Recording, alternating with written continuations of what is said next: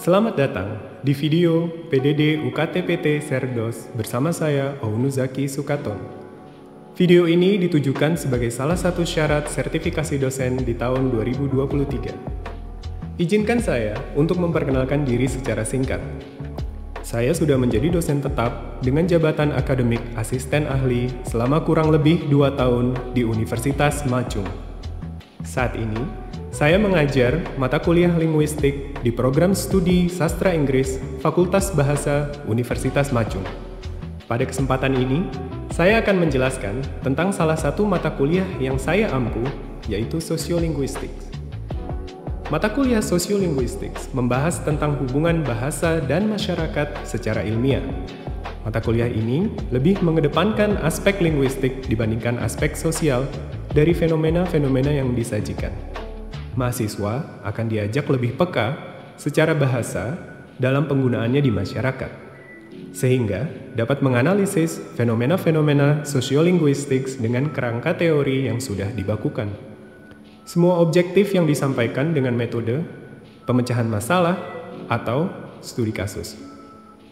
Kemampuan yang diharapkan dapat dikuasai oleh mahasiswa adalah: yang pertama, mahasiswa mampu mengidentifikasi dan memahami topik-topik besar dalam kajian sosiolinguistik. Yang kedua, mahasiswa mampu mempresentasikan dan memberikan contoh nyata tentang fenomena sosiolinguistik, baik secara individual maupun berkelompok. Yang ketiga, mahasiswa mampu menilai dan mengkritik kasus-kasus sosiolinguistik yang terjadi di dunia nyata dan mendiskusikannya di dalam kelas, serta dituangkan dalam bentuk opini, baik tertulis maupun tidak. Materi-materi pembelajaran yang ada di kelas Sociolinguistics adalah: yang pertama, regional differences; yang kedua, standards and norms; yang ketiga, time; 4, social class; 5, gender; 6, attitudes; 7, ideology; multilingualism; dan yang ke-9, styles. Sistem pembelajaran atau mode perkuliahan yang digunakan di kelas Sociolinguistics adalah tatap muka di kelas dengan menggunakan LMS atau Learning Management System sebagai tempat untuk mengumpulkan semua tugas dan juga bahan perkuliahan. Metode pembelajaran yang digunakan di kuliah ini adalah metode case studies atau studi kasus, dengan menggunakan kasus-kasus di dunia nyata dibahas, kemudian dicari solusinya. Interaksi antara dosen dan mahasiswa diharapkan bisa lebih maksimal di kelas ini dengan cara tanya jawab, diskusi, dan presentasi. Sistem penilaian mata kuliah di mata kuliah sosiolinguistik ini adalah sedikit berbeda dengan mata kuliah mungkin di kampus-kampus lain, karena sistem penilaian mata kuliah di Universitas Chung menggunakan kuis kecil, kuis besar, dan juga UAS. Di mata kuliah Sociolinguistics ada 2 kuis kecil yang menyumbang 10% dari nilai total mata kuliah tersebut. Kemudian ada 3 kuis besar yang menyumbang 50% dari total nilai. Dan yang terakhir ada 1 final project atau UAS yang menyumbang 40% dari total nilai. Demikian deskripsi singkat mata kuliah Sociolinguistics. Sekarang, mari kita lihat micro teaching atau keadaan saat saya mengajar di kelas.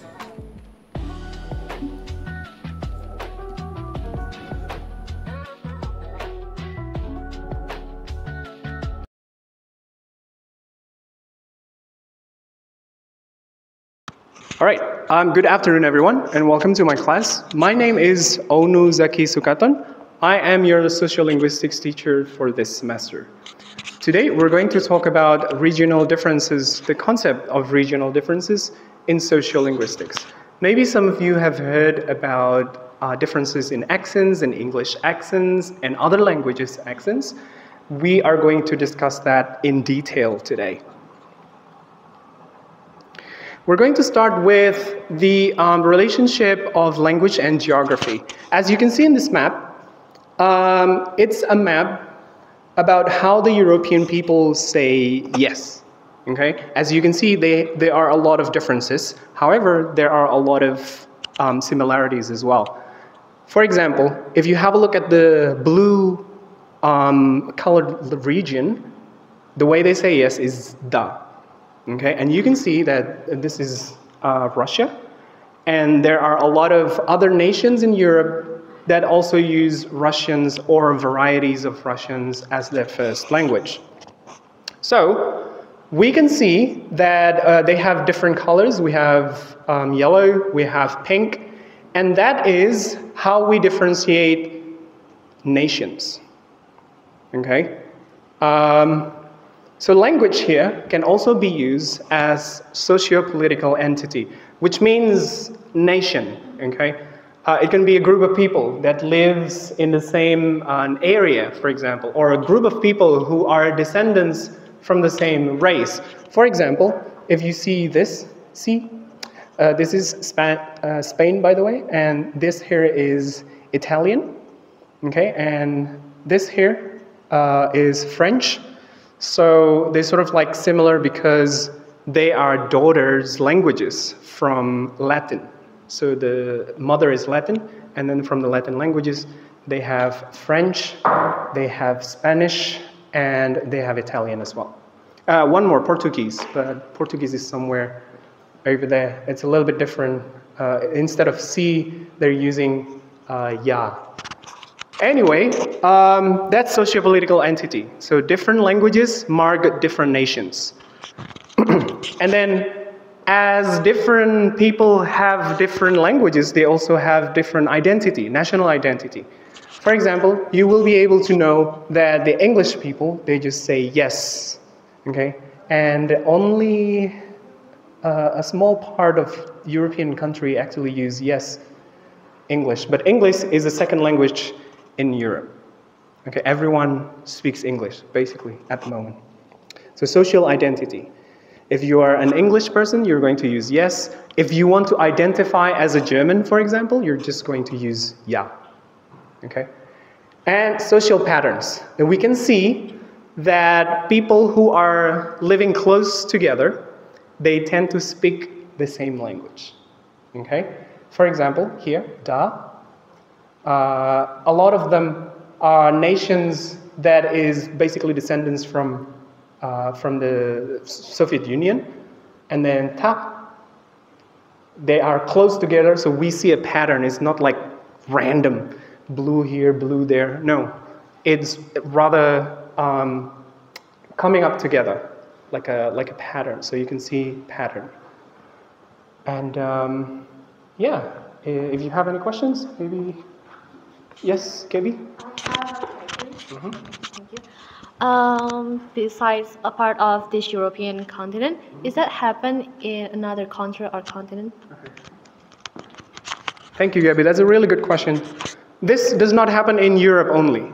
Even in our continent, Asia, it happens, and the diversity is even larger because Asia is one of the most diverse continents with a lot of languages. So the way people say yes, if we have this kind of map in Asia, it'll be more diverse than what we have in Europe. And it's basically the same for other continents as well. Okay, now I'm going to continue my presentation. In regional differences, we have variables. And these variables are the things that we, as sociolinguists, are really interested in. I give you two examples from phonological and lexical point of view. And actually, there's more than that, okay? But for the sake of this class, I'm just going to show two. From phonological point of view, we can see that English, the language English, has different kinds of variants when they are speaking the same object. The first object that I show you here is water, obviously. We have two variants. The UK variant is water. Okay, the US variant is water. So even though they are speaking the same language, they have different varieties of, talking about the same object. basically. Now, that's phonological. The next one is lexical. Lexical means vocabulary. So basically, we have different ways of saying the same thing, basically. This particular picture, in Australia, people will call this a servo. Okay? It's a short for service station. They just sort of like abbreviate the service station into servo. But in the US, people know this as gas station. Okay, so even one particular object can be called differently in different region. That's what lexical differences is. Is there any question? Yes, Gania? Okay, sir, can you give me another example of lexical differences? Okay. Oh, that's a really good question. So, apart from just the gas station, we know a lot of things that are different when we say it in different countries. For example, the word apartment in the US. In Australia, it will be called flat. Or in the UK, it will be called flat. And pavement, pavement, are different in US. They just call it a sidewalk or something like that. In Australia, people call it footpath. So it's just lexical differences. But basically, you're talking about the same thing. Thank you for the question. Now, moving on. Of course, when we are talking about different places, we are also talking about constraints. So when we're using different variables, the reason why people are using different variables is because of constraints. Like I said, when you are in the US, you can't really say servo because people wouldn't understand. But if you use gas station in Australia, people will still understand because gas station is really popular in the world. That is the social factors. That is a social constraint. So when can you use a certain kind of word is constrained by where do you use it, in which speech community you're using it. And the next one is the linguistics constraint. Let's say, for example, you are learning English and you know Bahasa Indonesia. In English, we cannot use the consonant in the beginning of a syllable.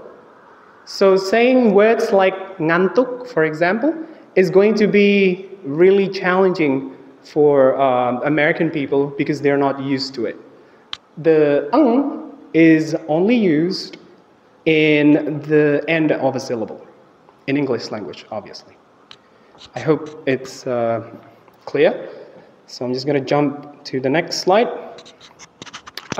This is the final concept that we are going to discuss in regional languages, regional differences, is about salience in variables. Now, when we're talking about different variables, we are also looking at different salience level. The first one is what we call a marker or markers. It's very salient. It tells you where you're from. Some people might also express or know them about, they might know them, like lay people, as accent. Okay, so if you are speaking a language with an accent, you're going to be marked, basically. And then the second one is indicators, which means it's non-salient. You don't really, you're not really aware of differences because they sound the same like you. Okay, I have one example. Here, water, the variant from the UK, is a marked variant in the US. If you use water in the US, people will be able to recognize that you're a British person, for example, or maybe you are from the Europe, but obviously not American, because Americans don't say that. However, the same variant, water, is going to be unmarked or indicators in the UK, because that's basically where it belongs. Is there any questions? Maybe it's a little bit difficult. Oh yeah, thank you. So What other examples of indicators are there in this? Thank you. Other examples of indicators is are and are-less. In the UK, they are non-rothic English, which means that at the end of a syllable, you don't pronounce the R. Like, for example, a car. Okay? But in the US, it's a rothic variety of English, so you actually pronounce the R at the end of a syllable. So car in the US and car in the UK. I hope that answers your question. Yeah, Fania? Thank you so much. If we don't have any other questions, then I have a task for you guys. It's going to be group work. So first of all, I'm going to divide the group. So group 1 is Devara, Amanda, and Fania. Group 2, Gabby, Chacha, Poppy, and Gania. And group 3, Amy, Tiffany, and Janice. Okay? You're going to work together and solve a case that I'm going to show you. You may write down your answers on a piece of paper, or you can just write it down on your phone. It's okay, yeah? But you have to discuss this. This is the case. There's a person named Pierre. He's a freshman in MIT from Lyon, France. His American friends are very quick to figure out that he is not an American by the way he speaks English. And the American friends are also quick to know that he is actually a French.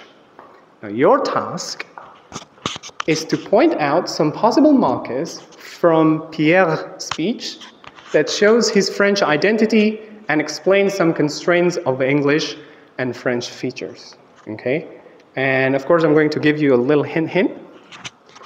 You may use any French stereotypes when they're speaking English. I'm pretty sure you've heard of a lot of French stereotypes about French people speaking English.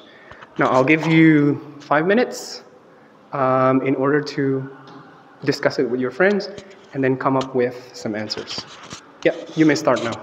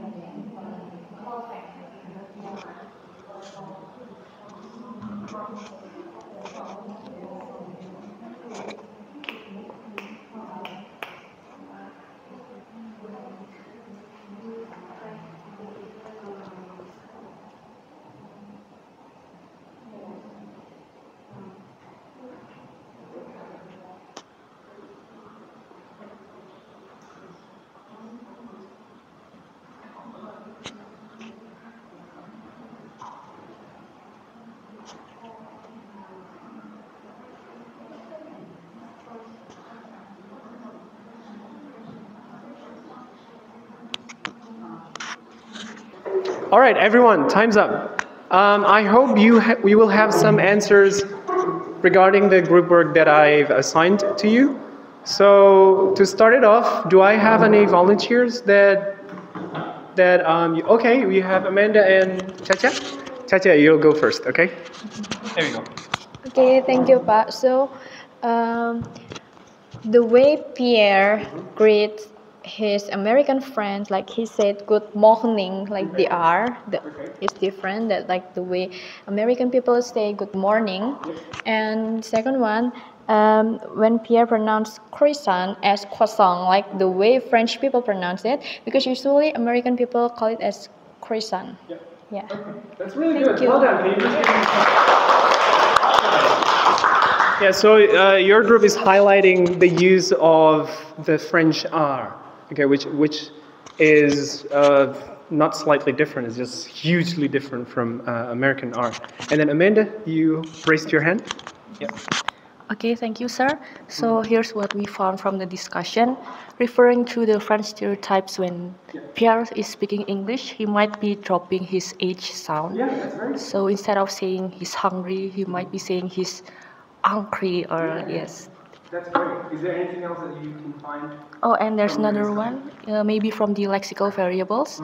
So Pierre might be using French words, using French words in a very thick French accent. So like what Chacha mentioned, instead of saying croissant, he might be saying it with a thick croissant. Yeah, okay. Yes. That's great. Thank you so much. Can you please give a applause for me?